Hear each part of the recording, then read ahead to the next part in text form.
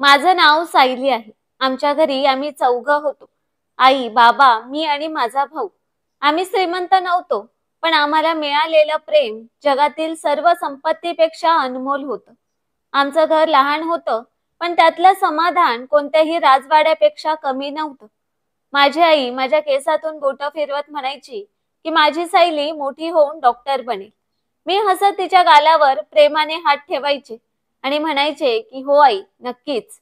बाबा संध्याकाळी कामावरून परतताना माझ्यासाठी कधी चॉकलेट तर कधी शाळेची वहाणी आणायचे. माझा भाऊ माझ्यापेक्षा 5 वर्षांनी मोठा, माझी सावलीसारखा होता. तो नेहमी म्हणायचा की कोणी सायलीला त्रास दिला तर मी गप्प बसणार नाही. आमचं आयुष्य एखाद्या सुंदर स्वप्नासारखं होतं, जणू ते कधीच तुटणार नाही. पण स्वप्न नेहमी टिकतात का? त्या दिवशी ऊन खूप तीव्र होतं. आईने मला सांगितलं की सायली, बाजारातून पीठ आणि साखर आण, पाहुणे येणार आहेत. बाबांनी बाईक काढली आणि मला त्यांच्या सोबत बसवलं. भाऊही आमच्या सोबत आनंदात होता. बाजारात जाणं माझ्यासाठी एक छोटासा प्रवास व्हायचा. रस्त्यावर वारा माझ्या केसांशी खेळत होता. मी भाऊला म्हणाले की आईला आवडणारी मिठाईही घेऊ. बाबांनी हसत म्हटलं की नक्की, माझे लेक जे सांगेल तेच घेऊ. त्यांचं हसणं माझ्या मनाला शांत करायचं. आम्ही बाजारातून सामान घेतलं. परत येताना सगळं साधं वाटत होतं. मी बाईकच्या मागे बसून बाबांच्या खांद्यावर हात ठेवत म्हणाले की बाबा, लवकर चला, आई वाट पाहत असेल. पण एका क्षणात एक कर्कश आवाज, एक जोरदार धक्का आणि सगळं अंधारात बुडालं. जेव्हा माझे डोळे उघडले तेव्हा आजूबाजूला गोंधळ होता. कुठे रुग्णवाहिकेचा आवाज, कुठे लोकांचा गोंगाट, कुठे रक्त. मी जमिनीवर पडले होते. डोक्याला जखम झाली होती. पण माझी नजर रस्त्यावर गेली तेव्हा बाबांचं शरीर तिथे निश्चल पडलं होतं. डोळे बंद, चेहरा शांत, जणू कायमचे निद्रेत गेले होते. मी बाबा बाबा म्हणत ओरडत होते, रडत होते, त्यांना हलवत होते. बाबा, डोळे उघडा कृपया. पण ते कधीच गेले होते. कोणीतरी मला उचललं. मी भाऊकडे पाहिलं. तो जखमी होता पण जागा होता. त्याने एकदा बाबांकडे पाहिलं, नजर फिरवली आणि आम्हाला रुग्णवाहिकेत बसवलं. रुग्णालयात पोहोचल्यावर आईला कळवल्या गेलं. ते येताच बाबांना पाहून बेशुद्ध होऊ लागली. कोणीतरी म्हणालं की आईचा श्वास वेगाने चालतोय, तिला आत न्या. मी धावत तिथे गेले. सदम्याने आईचा श्वास अडखळत होता. मशीनच्या बीप बीप आवाजात माझ्या हुंदक्यांचा आवाज मिसळला. मी जवळ जाऊन म्हणाले की आई, मी आले आहे, काहीतरी बोला, सगळं ठीक होईल. तिने माझ्याकडे पाहिलं, हलकं हसली, जणू सर्व समजलं आहे असं. तिचे होठ हलले. सायली, माझी लेक. आणि मग सगळं शांत झालं. ना आवाज, ना श्वास, ना काही हालचाल. मी भाऊकडे वळले. भाऊ, आई गेली. रुग्णालयाच्या गॅलरीत एक भयान शांतता होती, जी किंचाळ्यांपेक्षाही जास्त त्रासदायक होती. आईचं पार्थिव बेडवर झोपल्यासारखं होतं. डोळे बंद, चेहरा फिक्का, हात निर्जीव. भाऊने एका कोपऱ्यात उभं राहून नर्सला काही कागद दिले आणि भिंतीला टेकून खाली बसला. ना प्रश्न ना तक्रार, जणू आत काहीतरी मरून गेलं होतं. बाबा आधीच गेले होते, पण जेव्हा आईचा अंत्यसंस्कार झालं तेव्हा सगळं परक वाटू लागलं. घरात आईच्या आवडीचे पडदे अजून लटकत होते. बाबांचे बूट दाराजवळ ठेवलेले होते. स्वयंपाकघरात भांड्यांचा खणखणाट जणू थट्टा करत होता. मी आत येताच सोफ्यावर बसले, जिथे आई चहा प्यायची. भाऊने त्याच्या लग्नाचे कार्ड, जे बाबांनी स्वतः छापले होते, कपाटातून काढून जाळण्याचा प्रयत्न केला. पण मी त्याला थांबवलं आणि म्हणाले की नाही भाऊ, हे जाळू नको. हे फक्त कार्ड नाही, आई बाबांची इच्छा आहे. त्याने ते कार्ड हातात धरलं. काही वेळाने मालती काकू, आईची मैत्रीण, ज्यांच्या मुलीशी भाऊचं लग्न ठरलं होतं, घरी आल्या. त्या म्हणाल्या की बेटा, देवाच्या निर्णयापुढे शांत राहा.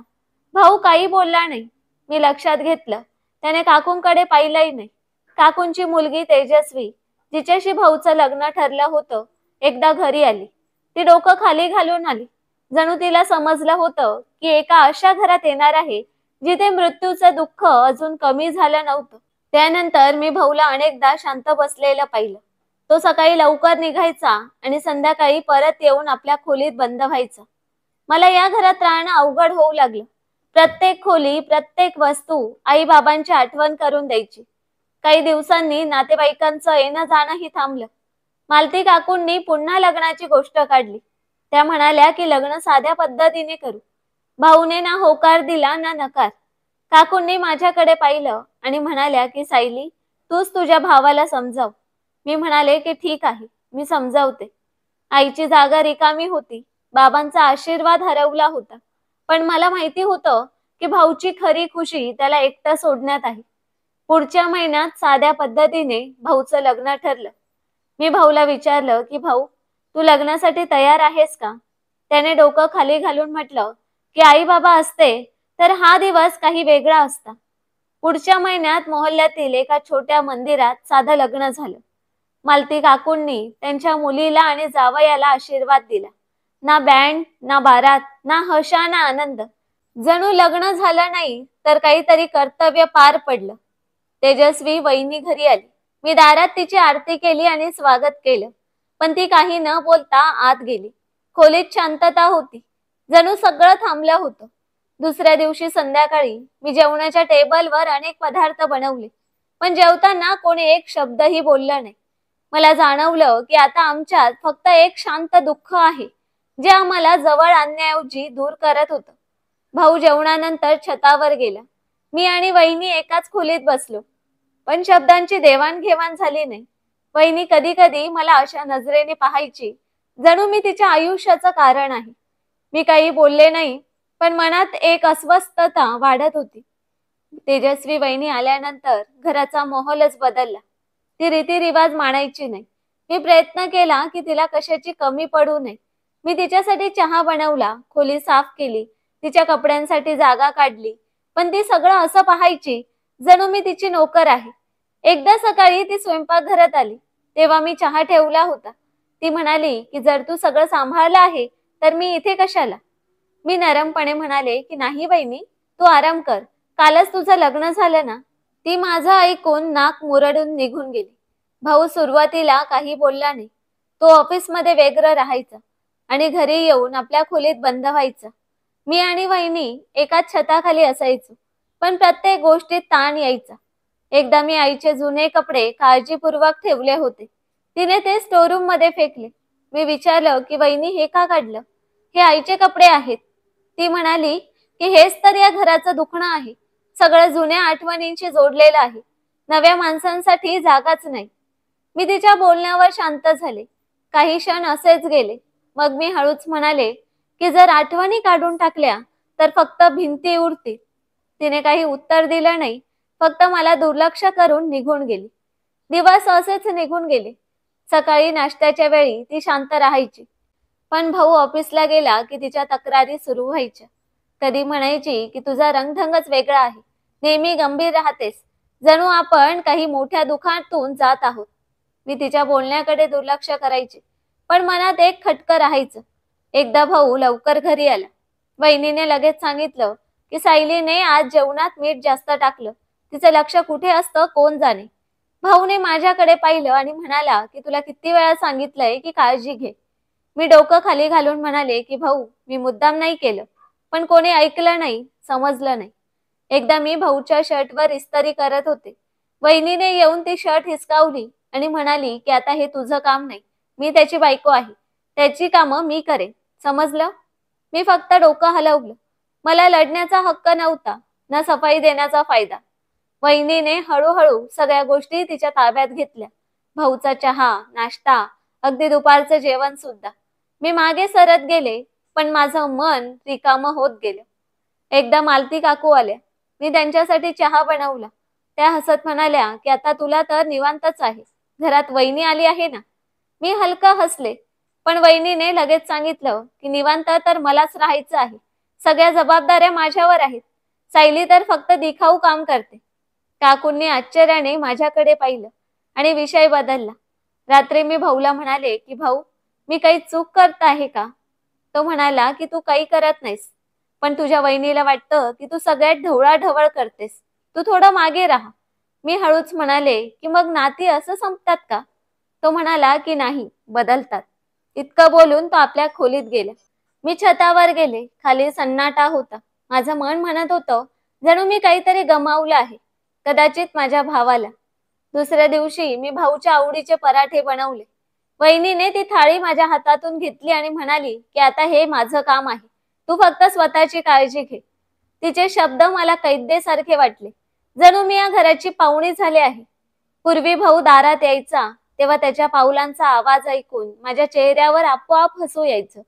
आता तेच दार उघडतं, तीच पावलं ऐकू येतात, पण मी श्वास रोखते, कारण आता दाराच्या पलीकडे तो भाऊ आहे ज्याच्या डोळ्यात विश्वासाऐवजी प्रश्न असतात. त्या संध्याकाळी पाऊस पडला. मी वहिनीसाठी चहा आणि गरम भजी बनवली. ती मोबाईलवर कोणाशी तरी बोलत होती. हो, बाहेरून सगळं ठीक वाटतं, पण या घरात जे आहे ते फक्त दिखावा आहे. सगळीकडे खोटं आहे. मी सगळं ऐकूनही अनभिन्न राहून चहा ठेवला आणि परतले. ती बोलणं संपवून म्हणाली की ही भजी सुद्धा तू माझ्या मनात जागा मिळवण्यासाठी बनवली असशील. मी नरमपणे म्हणाले की नाही, पाऊस पडत होता म्हणून बनवले. तेवढ्यात भाऊ आत आला. मी म्हणाले की भाऊ, मी चहा बनवला आहे, तुझ्यासाठीही आणते. वहिनी म्हणाली की आज नको, मी स्वतः बनवेत, तुला त्रास होऊ नये. तिच्या शब्दात टोमणे दडले होते. भाऊने काही न बोलता होकारार्थी डोकं हलवलं. मी चुपचाप स्वयंपाकघराच्या कोपऱ्यात जाऊन उभी राहिले. रात्रीच्या जेवणावेळी भाऊ म्हणाला की सायली, तू आजकाल तुझ्या वहिनीपासून खूप अलिप्त राहतेस. मी चकित होऊन म्हणाले की भाऊ, याचा अर्थ काय? मी नेहमी आदराने बोलते. वहिनीने लगेच सांगितलं की नाही, काही विशेष नाही, फक्त कधी कधी शब्दांमध्ये कटुता येते. मला वाईट वाटत नाही. मी भाऊकडे पाहिलं, पण तिथे शांतता होती. प्रश्न होते, संशयही होता. त्या रात्री भाऊने स्वतः मला सांगितलं की सायली, थोडं अंतर ठेवणं चांगलं, नात्यांना श्वास घेऊ दे. मी फक्त इतकं म्हणाले की नाती अंतराने मजबूत होतात का? तो शांत राहिला. काही दिवस गेले. भाऊच्या चेहऱ्यावर ती प्रेमळता नव्हती जी पूर्वी प्रत्येक क्षणी दिसायची. मी काही बोलले तर तो वहिनीकडे पाहायचा, जणू तिची परवानगी आवश्यक आहे. एकदा खोलीत असताना मी काही विचारायला गेले तर त्याने बोलणं संपवून सांगितलं की आता तू जा. एकदा मी आजारी पडले, ताप होता, अंग दुखत होतं, मी बेडवर होते. वहिनी आली आणि म्हणाली की हे सगळं तुझ्या कमजोरीमुळे आहे. नेहमी भावनिक राहून काय मिळतं? मी कसं बसं म्हणाले की वहिनी, मला औषध द्या, ताप खूप आहे. ती म्हणाली की स्वतः घे औषध, इतकी मोठी झाली आहेस. इतकं बोलून ती निघून गेली. संध्याकाळी भाऊ आला. मी खोलीतून ऐकलं. वहिनी म्हणाली की तुझी बहीण आजकाल नाटक करते, ताप आहे, पण मला वाटतं ती सगळं लक्ष वेधण्यासाठी करते. मी भिंतीजवळ उभी राहून सगळं ऐकलं. भाऊच्या पावलांचा आवाज आला. तो माझ्या खोलीबाहेर थांबला, पण दार उघडण्याची हिंमत झाली नाही. मग तो परत गेला. मी ब्लँकेटमध्ये तोंड लपवलं. कोणाच्या शब्दांपेक्षा कोणाची शांतता जास्त त्रासदायक असते. दुसऱ्या दिवशी स्वयंपाकघर साफ करताना आईची जुनी वही सापडली. त्यात तिच्या हस्ताक्षरात काही नोंदी होत्या. मी त्या वाचत होते.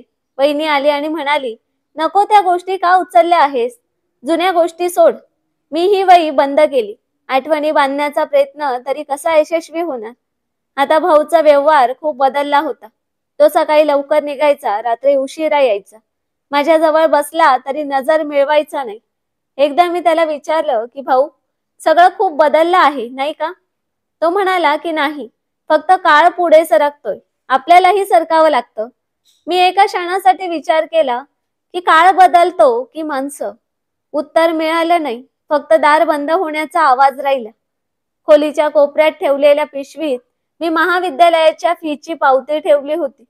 शांतपणे भाऊची वाट पाहिली. अनेक दिवसांपासून मनात एकच विचार होता की मला शिकायचं आहे.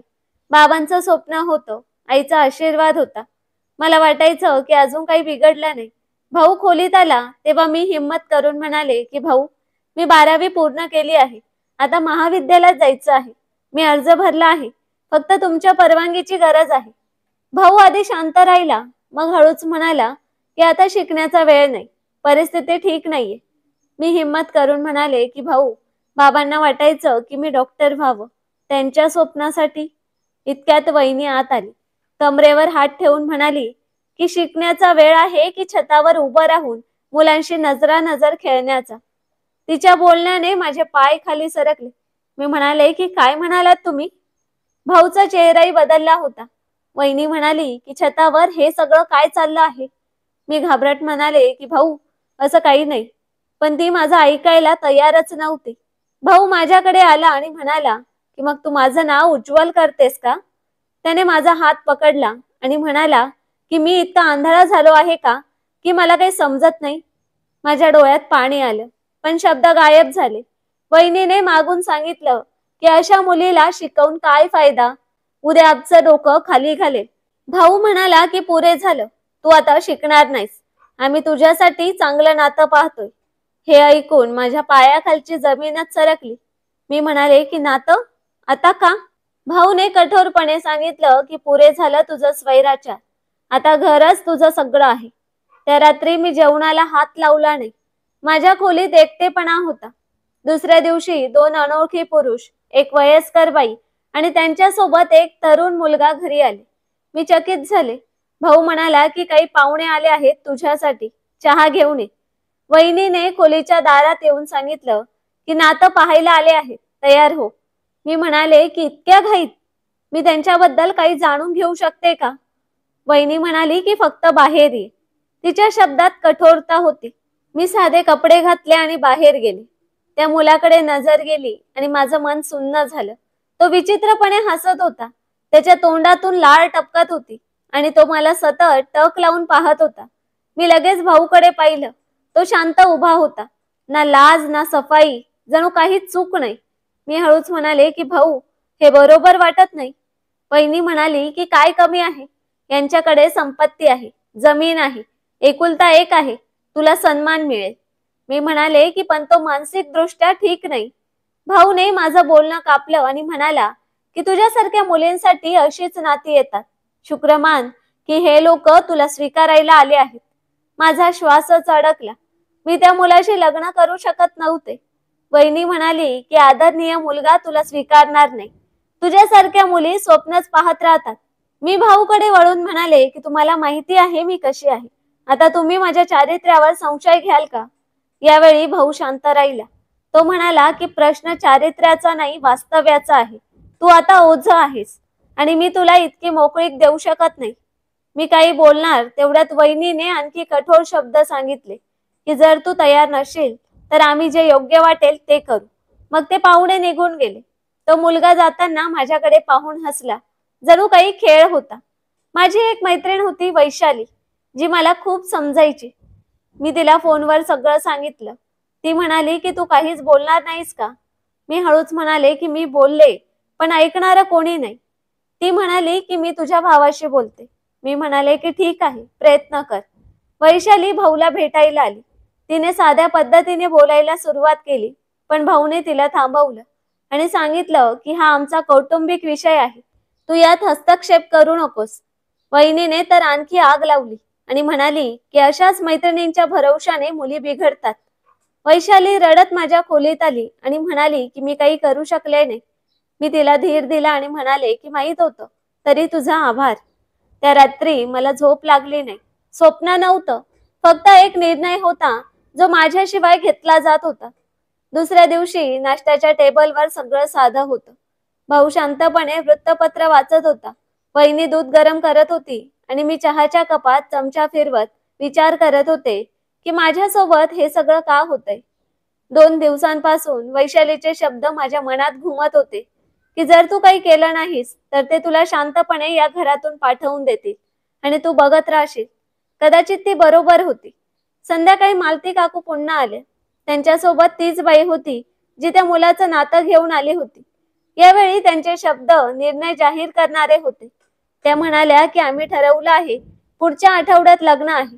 मी लगेच भाऊकडे पाहिलं. हा कसला निर्णय? माझ्या आयुष्याचा प्रश्न आहे.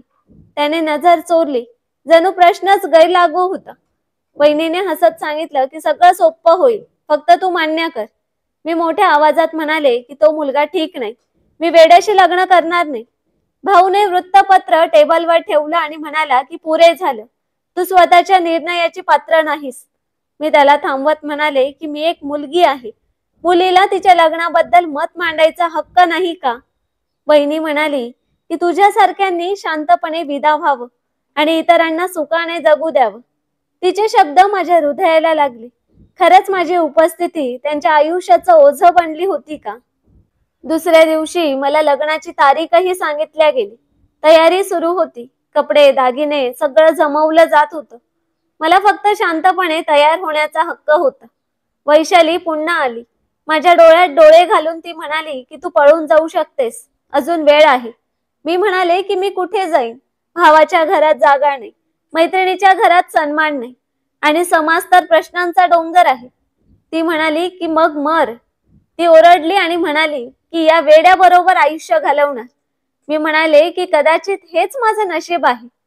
लग्नाच्या दिवशी बहिणीच्या चेहऱ्यावर विजयाची चमक होती. मला लाल रंगाचा लेहंगा दिला गेला आणि मी शांत होते. मनात तुफान होतं. मला मंडपात नेल्या गेलं. प्रत्येक विधी पार पडत होता, पण काहीही थांबवणं माझ्या हातात नव्हतं. मोठ्या नाइलाजाने माझी विदाई झाली आणि मी त्या घरात पोहोचले जिथे प्रत्येक भिंत अनोळखी होती. खोलीत प्रवेश करताच समोरच्या सोफ्यावर तो मुलगा बसला होता, शौर्य. मला पाहताच तो टाळ्या वाजवू लागला आणि म्हणाला की ही माझी नवरी, आई, ही माझी नवरी. त्याच्या आईने हसत सांगितलं की हो बेटा, हीच आहे. आता ही तुझी काळजी घेईल. मी नजर खाली घेतली. मनात एक विचित्र बेचैनी होती. त्याच्या तोंडातून लाळ टपकत होती आणि तो मला सतत हसत पाहत होता. त्याची आई माझ्या जवळ येऊन म्हणाली की बेटी, शौर्याची प्रकृती अशीच आहे, पण तू प्रेमाने वागलीस तर सगळं ठीक होईल. तो खास आहे, पण त्याचं मन वाईट नाही. मी काही बोलले नाही, फक्त डोकं हलवलं. खोलीत नेलं गेलं. मी दरवाजा बंद करताना शौर्य आत आला. तो बेडच्या काठावर बसून हसत राहिला. माझी नवरी माझ्या सोबत राहील ना? मी चिडून म्हणाले की बाहेर जा, मला एकटी सोड. तो काही समजला नाही, फक्त हसत राहिला. तो म्हणाला की नवरी, दरवाजा बंद करू नकोस, मला तुझ्या जवळ झोपायचंय. मी त्याला ढकललं आणि म्हणाले की बाहेर जा, नाहीतर मी किंचाळेन. दरवाजा उघडून मी बाहेर पडले. त्याची आई तिथेच उभी होती. ती पुढे येऊन म्हणाली की बेटी, सहन कर, त्याला समजायला थोडा वेळ लागेल. मी म्हणाले की हा मुलगा ठीक नाही, तुम्ही मला फसवलं. त्या म्हणाल्या की आम्ही काही लपवलं नाही, फक्त आशा होती की तू त्याला सांभाळशील. मी शांत राहिले. परत खोलीत येऊन दरवाजा बंद केला. शौर्य बाहेर उभा राहून म्हणत राहिला की दरवाजा उघड नवरी, कृपया.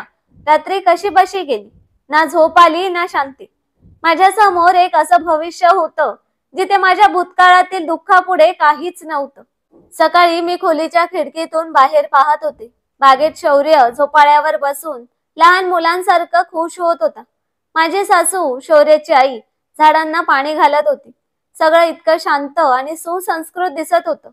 पण माझ्या मनात एक गोंधळ होता, जो प्रत्येक क्षणागणिक वाढत चालला होता. दरवाजा उघडला आणि सासू आत आल्या.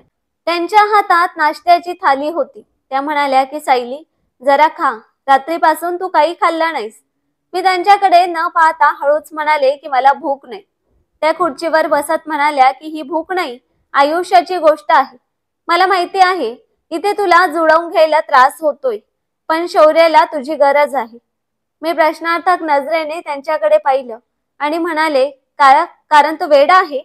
त्यांनी दीर्घ श्वास घेतला आणि म्हणाल्या की तो वेडा नाही, आजारी आहे. मी त्याच्यावर उपचार करवले होते. त्याच्यात बराच सुधार झाला, पण तो पूर्ण बरा झाला नाही. प्रेमाने फरक पडू शकतो. प्रेम हा शब्द ऐकून मी हसले. मी म्हणाले, प्रेम जबरदस्तीच्या लग्नातून जन्मत नाही. त्या शांत झाल्या. मग पुन्हा म्हणाल्या की मला माझ्या मुलासाठी एक अशी जोडीदार हवी होती जी फक्त पत्नी नसून आधार बने. तुला पाहून मला वाटलं की तू ती होऊ शकतेस. मी कटू शब्दात विचारलं की हा निर्णय तुम्ही एकट्यांनी कसा घेतला? मला विचारलं असतं तरी. त्या म्हणाल्या की वेळ नव्हता, परिस्थिती अशी झाली आणि तुझ्या घरच्यांनीही काहीच बोलले नाहीत. खरंच माझ्या घरच्यांनी सगळं ठरवलं होतं का? त्यानंतर प्रत्येक दिवस एकसारखा निघून जाऊ लागला. सकाळी नाश्त्याच्या वेळी शौर्य कधी टाळ्या वाजवायचा, कधी जमिनीवर बसून खेळण्याची गाडी खेळवायचा, तर कधी माझ्या खोलीत येऊन माझ्या वस्तू उलटसुलट करायचा. एकदा मी सासूंना म्हणाले की किमान याला माझ्या खोलीपासून दूर ठेवा, मला थोडा वेळ हवाय. त्या नरमाईने म्हणाल्या की त्याला तुझी सवय लावायची आहे, नाहीतर तो आणखीन बिघडेल. असं वाटत होतं जणू मी एक रुग्ण आहे आणि दुसऱ्या रुग्णाची काळजी घेण्यासाठी मला भाग पाडलं गेलं आहे. रात्री मी छतावर गेले, आकाशाकडे पाहत राहिले आणि विचार करत राहिले की खरंच मी आता कधीच मागे परत जाऊ शकणार नाही का? हेच माझं नशीब आहे का? एक दिवस वैशाली अचानक आली. सासूंनी आनंदाने तिला आत बोलावलं. त्या म्हणाल्या की तू सायलीची मैत्रीण आहेस ना, ती तुझं खूप कौतुक करते. मी चकित होऊन पाहिलं.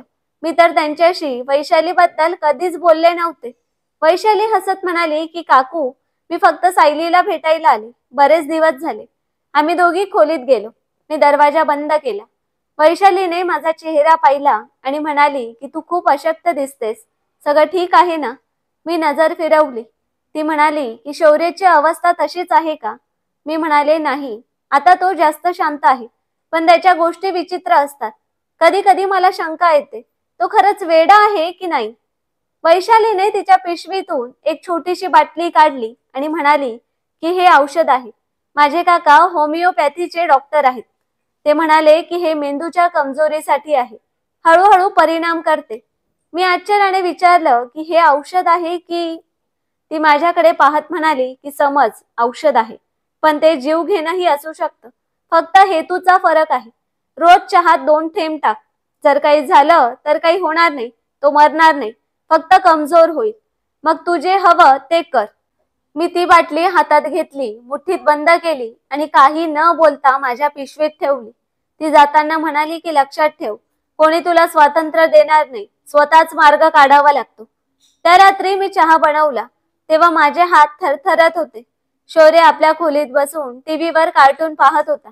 मी चहात 2 थेंब औषध टाकलं आणि त्याच्या समोर ठेवलं. तो म्हणाला की हा चहा तू बनवलायस? मी हळूच म्हणाले की हो. त्याने सांगितलं की मला तुझा चहा आवडतो. त्याच्या शब्दांनी माझ्या मनात हलकीशी हुरहुर निर्माण झाली. पण मी शांत राहिले. तो चहा पीत राहिला आणि मी त्याच्याकडे पाहत राहिले. हा पहिला दिवस होता आणि कदाचित पहिली रात्रही, जिथे मी एका नव्या कारस्थानाची पायाभरणी करत होते. पण खरं सांगायचं तर मी कैदेत होते. एकटेपणाच्या, हतबलतेच्या आणि या निर्णयाच्या, ज्याचं मी कधी स्वप्नातही पाहिलं नव्हतं. चहाचा कप त्याच्या हातात होता. मी त्या बाटलीकडे पाहिलं. 2 थेंब, फक्त 2. तो चहाची पहिली घोट घेतो तेव्हा माझं हृदय जोरात धडकायचं. पण तो हसत म्हणायचा की आजच्या चहात काहीतरी खास आहे. मी पाठ फिरवून स्वयंपाकघराकडे तोंड करायचे, जेणेकरून माझ्या डोळ्यात लपलेला कट तो वाचू नये. पहिला दिवस गेला, मग दुसरा, मग एक आठवडा. मी रोज चहात 2 थेंब औषध टाकत राहिले. सासू खुश होत्या. मी माझ्या नवऱ्याची काळजी घेते म्हणून. त्या नेहमी म्हणायच्या की सायली, तू माझ्या शौर्यालाच बदललंय. आता तो तुझ्यासोबत जास्त वेळ घालवतो. पूर्वी तो खोलीत बंद राहायचा. मी फक्त हलका हसायचे, काही न बोलता. खरंच शौर्य बदलत होता. त्याच्या हालचाली आता पूर्वीसारख्या निरागस किंवा विचित्र वाटत नव्हत्या. तो कधी कधी माझ्याशी पूर्ण वाक्यात बोलायचा. एखादं पुस्तक उलटसुलट करायचा आणि एकदा तर त्याने स्वतःची शर्ट इस्त्री करण्याचा हट्ट धरला. मी चकित होऊन विचारलं की हे काय करतोयस? तो म्हणाला की प्रयत्न करतोय. कदाचित तुला थोडं प्रभावित करू शकेल. मी नजर चोरली, पण मनात एक धक्का बसला. ते शब्द साधे नव्हते. एकदा मी चहा देताना मागे वळले तेव्हा त्याला आरशासमोर केसांना कंगवा फिरवताना पाहिलं. अगदी गंभीरपणे. ना काही हरकत, ना टाळ्या, ना ओरडणं. दुसऱ्या दिवशी मी नेहमीप्रमाणे चहात औषध टाकत होते तेव्हा मागून आवाज आला, किती थेंब टाकलेस? माझ्या हातातून चमचा जवळ पडलाच. मी मागे वळले तर शौर्य दारात उभा होता. मी त्याच्या चेहऱ्याकडे पाहिलं आणि घाबरत विचारलं, याचा अर्थ काय? त्याने हसत सांगितलं की असंच विचारलं, तू रोज चहात काहीतरी टाकतेस ना? त्याचं बोलणं ऐकून माझा आवाज गळ्यात अडकला. तो माझ्या जवळ आला, कप हातात घेतला आणि एका घोटात पिऊन म्हणाला की मला तुझ्या चहाची आवड आहे. इतकं बोलून तो निघून गेला. त्याचे शब्द माझ्यासाठी विजेचा धक्का बनले. जर त्याला सगळं माहिती असेल तर तो नाटक करतोय का? ही जीवघेणी गोष्ट आपला प्रभाव गमावून बसली आहे का? दुसऱ्या सकाळी मी सासूंना विचारलं की शौर्य कधी पूर्णपणे सामान्य होता का? त्यांनी आश्चर्याने माझ्याकडे पाहिलं आणि हळूच सांगितलं की लहानपणी तो अगदी ठीक होता, पण त्याच्या वडिलांचा अपघात झाला तेव्हापासून तो जणू बंद झाला. डॉक्टरांनी सांगितलं की तो नैराश्यात आहे. मग त्याने बोलणं सोडलं, हसणं सोडलं आणि वेड्यासारख्या हालचाली सुरू केल्या. मी विचारलं की उपचार झाले होते का? त्या म्हणाल्या की हो, खूप केले. मग सगळ्यांनी सल्ला दिला की त्याला एकटं सोडा. आता तू आहेस म्हणून आम्हाला आशा आहे. त्यांच्या बोलण्यात खोटं नव्हतं, पण माझ्या मनात वैशालीने दिलेली बाटली आणि शौर्याचा बदलता व्यवहार यांचा संघर्ष सुरू होता. पुढचे काही दिवस गेले. शौर्यने केवळ आपली खोली नीट केली नाही, तर एकदा मला पुस्तक आणून दिलं आणि म्हणाला की हे तुझ्यासाठी. ऐकलं होतं तुला डॉक्टर व्हायचंय. मी चकित होऊन पुस्तक हातात घेतलं आणि विचारलं की तुला कसं कळलं? तो हसला आणि म्हणाला की वेडी माणसं सगळं समजत नाहीत का? मी त्याच्या चेहऱ्याकडे लक्षपूर्वक पाहिलं. त्याचा चेहरा अगदी सामान्य होता. तेच हावभाव, तीच बोलण्याची पद्धत. त्या रात्री मी चहात औषध टाकलं नाही. शौर्यने चहा पिऊन काही बोलला नाही, पण जाताना म्हणाला की आज चवीत काहीतरी वेगळं आहे. मला समजलं की त्याला सगळं कळलं आहे. आता प्रत्येक पाऊल जपून टाकावं लागणार होतं. मी वैशालीला फोन केला आणि विचारलं की तुझी बाटली दिली होतीस ती खरंच जीव घेणं विष होतं का? ती हसत म्हणाली की तू म्हणाली होतीस की शौर्य मेला तर तुझी सुटका होईल. तो अजून जिवंत आहे का? मी म्हणाले की तो बदलतोय, जणू त्याला सगळं माहिती आहे. वैशाली शांत झाली आणि म्हणाली की कदाचित जी जीवघेणी गोष्ट तू देत होतीस ती त्याच्यावर परिणाम करत नसेल. मी बोलणं बंद केलं. कदाचित तो वेडा नाहीच. आता मी स्वतःच गोंधळात पडले होते. ज्याला मी कमजोर करायचा प्रयत्न करत होते तो अधिक मजबूत होत होता. ज्याला मी आजारी समजत होते तो आता मला पाहत होता. माझ्या प्रत्येक पावलावर आता एक प्रश्न सावली बनून उभा होता. मी कैदेत आहे की तो आता स्वतः माझ्या स्वातंत्र्याची मागणी करत होता. रात्री मी खोलीत प्रवेश केला तेव्हा शौर्य दाराजवळ उभा होता. हातात टॉवेल, केस थोडे ओढले आणि त्याच्या डोळ्यात एक वेगळीच चमक. तो आरशासमोर उभा होता. केसांना कंगवा फिरवत होता. त्याचे कपडे स्वच्छ, शर्टची बटणं नीट लावलेली, बुटांचे लेस व्यवस्थित बांधलेले. तो काही आठवड्यांपूर्वीचा शौर्य अजिबातच वाटत नव्हता. त्याच्या चेहऱ्यावर ते विचित्र हसू नव्हतं. लाळ टपकत नव्हती. त्याच्या हालचाली सामान्य, नाहीतर खूपच गंभीर दिसत होत्या. त्याने माझ्याकडे पाहून हसत विचारलं की आज चहा आणला नाहीस? माझं हृदय एका क्षणासाठी धडकायचं विसरलं. मी नजर चोरत म्हणाले की आत्ता बनवते. मी स्वयंपाकघरात गेले पण हात थरथरत होते. चूल पेटवली, पाणी ठेवलं आणि ती बाटली जिचे थेंब मी रोज चहात टाकायचे हातात घेतली. पण आज काहीतरी वेगळं होतं. मी ती बाटली टेबलवर ठेवली आणि चहा कोणत्याही मिश्रणाशिवाय बनवला. खोलीत परतले तेव्हा शौर्य त्याची जुनी डायरी उघडून बसला होता. काही नोट्स पाहत होता. मी कप त्याच्या जवळ ठेवला. तो म्हणाला की आज सुगंध काही वेगळा आहे. त्याने कप हातात घेताना सांगितलं. मी हलक्या शब्दात विचारलं की का? बाकीच्या दिवसांचा चहा वाईट होता का? त्याने माझ्यावर नजर रोखली आणि हलक्या हास्यासह म्हणाला की नाही, फक्त आज ती खास औषध टाकली नाहीस. त्याचं बोलणं ऐकून माझ्या पायाखालची जमीनच सरकली. मी चेहऱ्याचे हावभाव नियंत्रित ठेवण्याचा प्रयत्न केला आणि विचारलं की याचा अर्थ काय? तो म्हणाला की तेच जे तू समजते आहेस. मी शांत राहिले. त्याने चहाचा एक घोट घेतला, जणू मजाकपेक्षा जास्त काही सांगायचं आहे. मग तो म्हणाला की सायली, सुरुवातीला जेव्हा तू रोज चहा द्यायचीस तेव्हा मला वाटायचं की हे प्रेमाचं लक्षण आहे. मग मी ती चव जाणवायला लागलो, जी रोज बदलत होती. मी हळूच विचारलं, म्हणजे तू चहाची चाचणी केलीस? तो म्हणाला की नाही. आधी शंका आली. मग एकदा मी बाहेर गेलो आणि मित्रामार्फत चाचणी केली.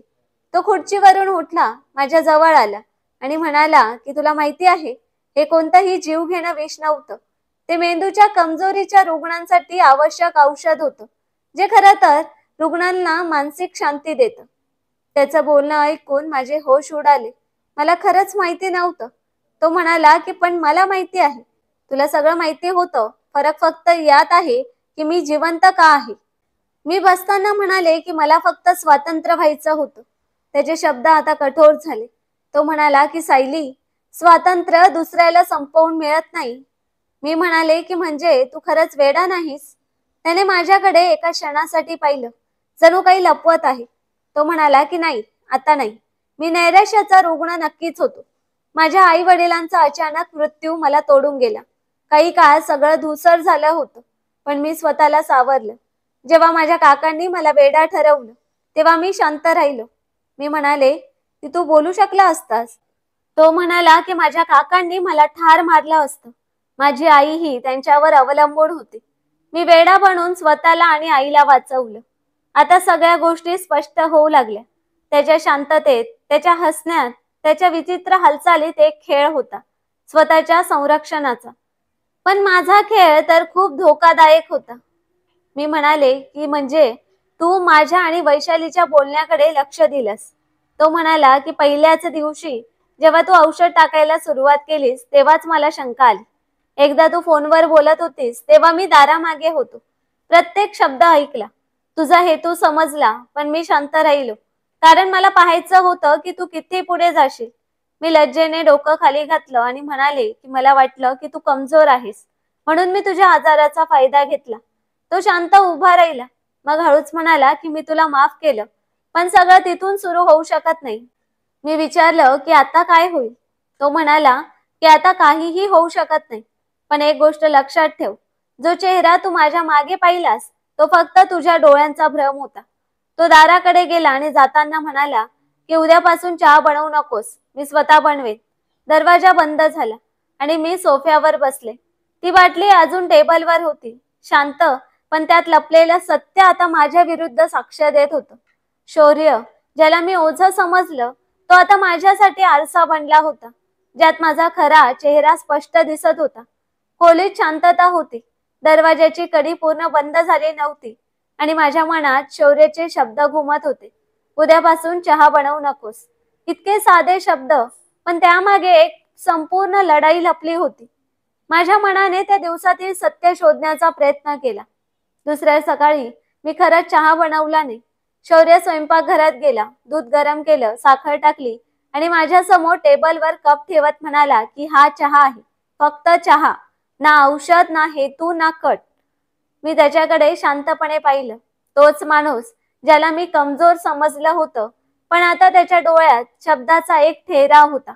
जणू प्रत्येक सत्य त्याच्या मनात वर्षानुवर्ष तयार होत होतं. दुपारी त्याने मला बागेत बोलावलं. आम्ही दोघं खुर्च्यांवर बसलो. सासू आत होत्या. तो काही वेळ शांत राहिला, जणू विचार करत होता कुठून सुरुवात करावी. मग तो म्हणाला की सायली, माझं आयुष्य तुझ्या आधीच उद्ध्वस्त झालं होतं. तुझ्या येण्याने त्या तुटलेल्या आयुष्याला आणखी एक धक्का बसला, पण कदाचित आता एक संधीही होती. मी नजर मिळवली नाही. तो बोलत राहिला. माझ्या बाबांचा मृत्यू अपघात नव्हता, तर एक कट होता. त्यांची जमीन, त्यांचा व्यवसाय, सगळं माझ्या काकांच्या नजरेत होतं. बाबा गेले तेव्हा काकांनी संधी साधली. सुरुवातीला त्यांनी माझ्याशी नरमी दाखवली, मग दबाव टाकला की मी सगळं त्यांच्या नावावर करावं. मी नकार दिला तेव्हा त्यांनी माझ्या विरुद्ध कट रचला. मला मेंदूचा रुग्ण ठरवलं. त्यांनी डॉक्टरांना पैसे दिले, खोटे कागदपत्र तयार केले आणि मला अशा रुग्णालयात दाखल केलं जिथे माझ्यावर प्रयोग केले जात होते. मी आश्चर्याने म्हणाले की मग तू परत कसा आलास. तो म्हणाला की रुग्णालयातील एका डॉक्टरने सत्य ओळखलं आणि माझ्या आईला सांगितलं. मग आई मला परत घेऊन आली, पण तोपर्यंत खूप उशीर झाला होता. सर्व नातेवाईक आणि समाजाने मला वेडा ठरवलं होतं. मला वाटलं की जर मी काकांसमोर सामान्य वागलो तर ते पुन्हा प्रयत्न करतील, म्हणून मी त्यांना हवं तसं वागलो. मग लग्नाचा विषय आला. काकांना वाटलं की माझं लग्न झालं तरी काय फरक पडणार, मी तर एक वेडा माणूस आहे. पण आईने तुला पसंत केलं. कदाचित त्यांना वाटलं की तू माझा आधार बनशील. मी हळूच म्हणाले, आणि तू काही बोलल्या नाहीस. तो म्हणाला की काही बोललो नाही, कारण मला जाणून घ्यायचं होतं, जेव्हा एखादी साधी मुलगी अशा परिस्थितीत येते ती काय निवडते, बदल की संयम. मी दीर्घ श्वास घेतला आणि म्हणाले की आणि तुला जीव घेणं विष मिळालं. तो हसला आणि म्हणाला की हो, जीव घेणं विष, पण गंमत अशी की त्या विषाने मला मारलं नाही, उलट मला अधिक सजग केलं. मी विचारलं की तुला कधी शंका आली. तो म्हणाला की जेव्हा तू पहिल्यांदा चहाची चव बदललीस. मला वाटलं कदाचित योगायोग आहे, पण मग तुझ्या नजरा, तुझं वागणं, सगळं काही मला संकेत देत होतं की तू काहीतरी केलं आहेस. मी म्हणाले मग तू काही बोलला का नाहीस. तो म्हणाला की कारण मला पाहायचं होतं तू स्वतः किती पुढे जाशील. मी हळूच म्हणाले की मला वाटलं तू कमजोर आहेस, वेडा आहेस, ज्याच्यासोबत राहणं ही शिक्षा आहे. तो म्हणाला की आणि मी तुला तसं वाटू दिलं. मी म्हणाले की कारण मला जो निर्णय घ्यायला लावला गेला तो माझ्या भावाचा होता, फक्त एकीव गोष्टींवर आणि विश्वासावर. आता माझ्या नजरा त्याच्यापासून लपवता आल्या नाही. तो मला असं पाहत होता जणू पहिल्यांदाच पाहत आहे. मी विचारलं आता काय. तो म्हणाला की आता तुझ्या समोर तो माणूस आहे जो स्वतःला वाचवण्यासाठी वेडा बनला, पण तुला वाचवण्यासाठी शांत राहिला. मी विचारलं की मला वाचवण्यासाठी? तो म्हणाला की हो, कारण जेव्हा मी तुझ्या मैत्रिणीचं बोलणं ऐकलं तेव्हा समजलं की तू त्यावेळी एक असा निर्णय घेत होती ज्यावर तुझं नियंत्रण नव्हतं. तू फक्त एक हतबल मुलगी होतीस जिला सगळ्यांनी ढकललं. मी म्हणाले की आणि तू मला माफ केलंस? तो म्हणाला की नाही, मी स्वतःला माफ केलं की मी तुला इतकं जवळ येऊ दिलं, तुला समजलं आणि समजूनही शांत राहिलो. मी म्हणाले की मग आता आपण फक्त सत्यासोबत जगू शकतो आणि सत्य हे आहे की आपण दोघांनी एकमेकांना तपासलं, जखमी केलं. तो म्हणाला की पण आता वेळ आहे, आपण नव्या पद्धतीने विचार करायचा. मी माझी नजर बागेत हलणाऱ्या फुलांवर स्थिर केली. कदाचित तीच माझ्या मनात उमलणाऱ्या नव्या हंगामाची ओळख होती. आणि शौर्य, ज्याला मी कधीच समजलं नव्हतं, तो आता माझ्या समोर एक पूर्ण माणूस म्हणून उभा होता, सत्याच्या रूपात. शौर्याच्या बोलण्यानंतर खोलीचा माहोल बदलला. शब्दांमधली पोकळी संपली होती. ना शंका होती ना पडदा. माझ्याकडे आता लपवायला काहीच नव्हतं. पण विचित्र गोष्ट अशी की त्याच्या शब्दात ना टोमणा होता ना सूड. जणू त्याने सगळं आत्मसात केलं होतं. 2 दिवस गेले. तो रोजप्रमाणे नाश्ता बनवायचा, चहा आणायचा आणि माझ्यासाठी खुर्ची ओढून ठेवायचा. शांतता कायम होती, पण ती आता ओझ्यासारखी वाटत नव्हती. सत्याचा उजेड इतका तीव्र असतो की डोळे दिपतात, पण वेळेनुसार सगळं स्पष्ट दिसू लागतं. त्या दिवशी शौर्य लवकर घरी परतला. त्याच्या हातात एक फाईल होती. मला पाहताच तो थेट बैठक खोलीत गेला. त्याने सासूंना बोलवलं आणि काही कागदपत्र दाखवायला सुरुवात केली. मी दारामागे उभी राहून सगळं ऐकत होते. तो म्हणाला की आई, हे सगळं माझ्या वकिलाने तयार केलं आहे. सासू म्हणाल्या की हे काय आहे बेटा? शौर्य म्हणाला की आई, हे काकांविरुद्धचे पुरावे आहेत. जमिनीची बनावट कागदपत्र, स्वाक्षरीची नक्कल आणि बाबांच्या एका जुन्या मित्राचं निवेदन, सगळं तयार आहे. उद्या पोलिसांसोबत जाईल. सासूंनी एका क्षणासाठी काही बोलायचा प्रयत्न केला, पण थांबल्या आणि म्हणाल्या की हे सगळं कधीपासून चाललं होतं? शौर्य म्हणाला की हे तर खूप आधीपासून चाललं आहे, पण आता पुरे झालं. आता त्यांना उत्तर देण्याची वेळ आली आहे. दुसऱ्या सकाळी पोलीस आले. काकांच्या घरी छापा पडला. काही लोक अवाक झाले, काही चर्चा करत होते. शौर्य शांतपणे उभा राहिला. फक्त एकच शब्द सांगितला की हा माझ्या बाबांचा हक्क होता आणि आता माझं कर्तव्य आहे. मी दूर उभी राहून सगळं पाहत होते. त्या दिवसानंतर शौर्य केवळ माझ्यासाठीच नाही, तर स्वतःसाठीही एक नवी ओळख बनला होता. संध्याकाळी तो बागेत बसला होता तेव्हा मी पहिल्यांदा स्वतःहून त्याच्या जवळ जाऊन बसले. माझ्या हातात चहाचा कप होता. मी आधी घोट न घेता विचारलं, तू खरंच मला माफ केलं आहेस? त्याने माझ्याकडे पाहिलं आणि हळूच सांगितलं की जर माफ केलं नसतं तर तुला हे सगळं कधीच सांगितलं नसतं.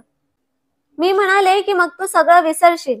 तो म्हणाला की नाही, काही जखमा वेळेनुसार दबतात, पण निशाण राहतात. तूही आठवणीत राहशील, तुझा हेतूही, तुझी भीतीही. पण मी हे सगळं मनात कैद ठेवू इच्छित नाही. मी शांत राहिले. तेवढ्यात वैशालीचा मोबाईलवर मेसेज आला, तू स्वतंत्र झालीस. माझ्या मनात काही खचलं नाही. मी तिला फोन केला आणि म्हणाले की तुझी बाटली दिली होतीस ती जीवघेणी नव्हती. ती हसत म्हणाली की मी कधीच सांगितलं नव्हतं की ते खरं विष आहे. मी फक्त तुला धैर्य दिलं, जे तू एकटीने घेऊ शकत नव्हतीस. मी म्हणाले की म्हणजे तू मला खोट्या विश्वासाने खेळवलंस? ती म्हणाली की सायली, मी तुला फक्त तेच दाखवलं जे तुला पाहायचं होतं. मी तुला मार्ग दिला, निर्णय तू घेतलास. मी फोन बंद केला. मला समजलं की वैशालीने माझं भलं केलं असेल, पण तो मार्ग, तो हेतू सगळं चुकलं होतं. रात्री मी शौर्यासाठी जेवण वाढलं तेव्हा तो काही न बोलता माझ्या जवळ येऊन बसला. मी थाळी त्याच्या समोर ठेवली. तो शांत राहिला. मग हळूच माझ्या हातावर हात ठेवला. मी विचारलं की आता आपण काय करणार? तो म्हणाला की सामान्य माणसं जसं आयुष्य जगतात तसं जगू. ना तू गुन्हेगार आहेस ना मी रुग्ण. मी हळूच म्हणाले की खरंच आपण पुन्हा आयुष्य सुरू करू शकतो? तो म्हणाला की हो, कोणत्याही अटीशिवाय. आता कोणताही खेळ नसेल, फक्त सत्य असेल आणि आपण दोघं असू.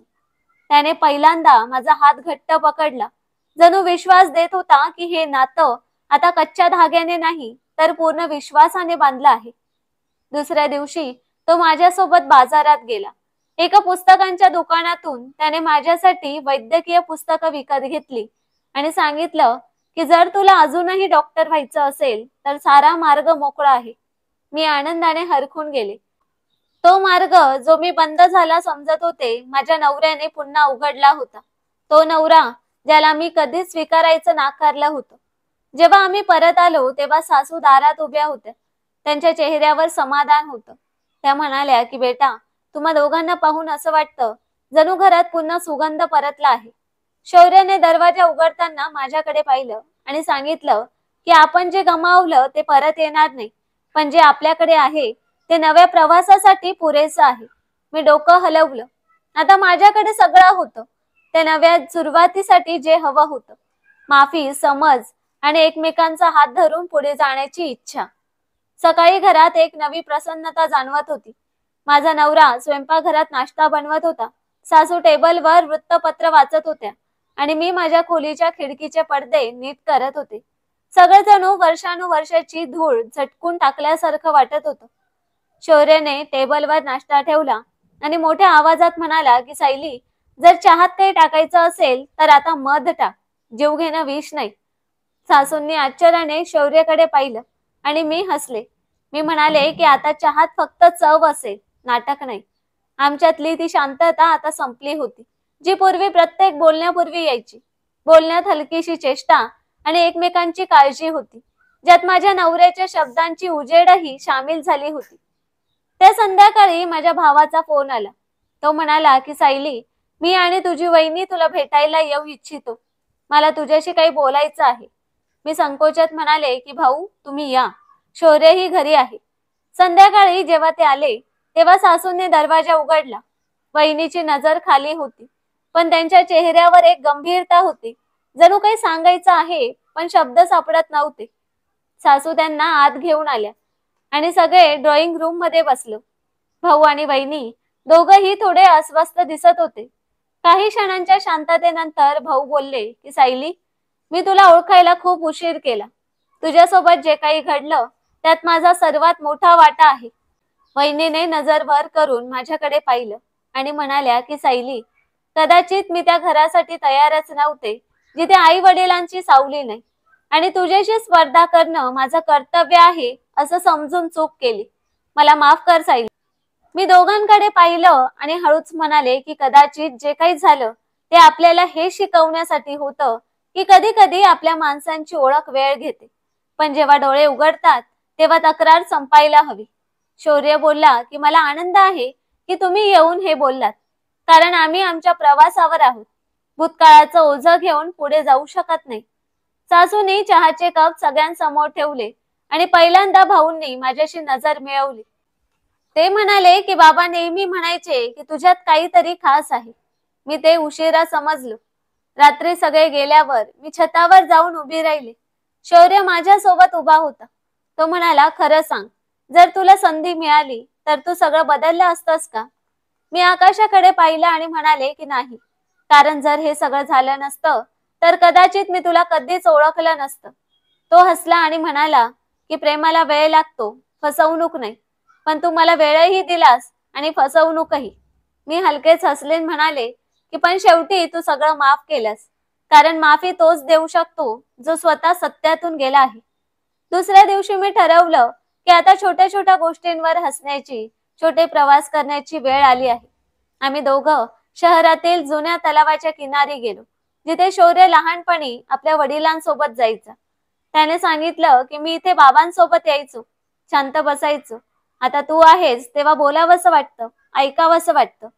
मी पाण्यात डोकावत म्हणाले की प्रेम जेव्हा स्वतःत बुडतं तेव्हा दुसऱ्यांना बाहेर काढतं.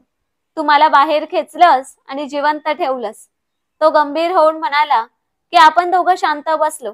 कोणतंही वचन नव्हतं, कोणतीही मोठी गोष्ट नव्हती, फक्त साथ होती, जी सर्वात मोठी गोष्ट असते. काही दिवसांनी मी पुन्हा अभ्यास सुरू केला.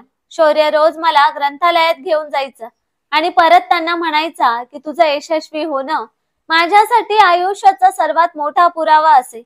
आम्ही दोघांनी योग्य निर्णय घेतला होता. एकदा सासू म्हणाल्या की बेटा, तुम्हा दोघांना पाहून मन प्रसन्न होतं.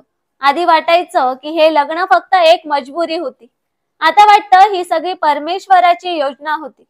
मी त्यांचा हात हातात घेतला आणि म्हणाले की प्रेम नेहमीच योजना नसतं, कधी कधी परिणामही असतं. रात्री मी माझी डायरी लिहित होते तेव्हा शौर्य खोलीत आला. माझ्या हातातून पेन घेत म्हणाला की आता माझ्यासाठीही काही ठेव, मलाही तुझ्या स्तुतीत काही लिहायचं आहे. त्याने माझा हात पकडला आणि म्हणाला की तू माझ्या आयुष्याची खरी हकीकत आहेस. मी डायरी बंद केली, दिवा बंद केला आणि मनात म्हणाले की मी त्याच्यावर प्रेम करू इच्छित होते, पण त्याने स्वतःच मला प्रेम करायला शिकवलं. कधी कधी जीवघेणी औषधं नसतात, खरी औषधं असतात प्रेम.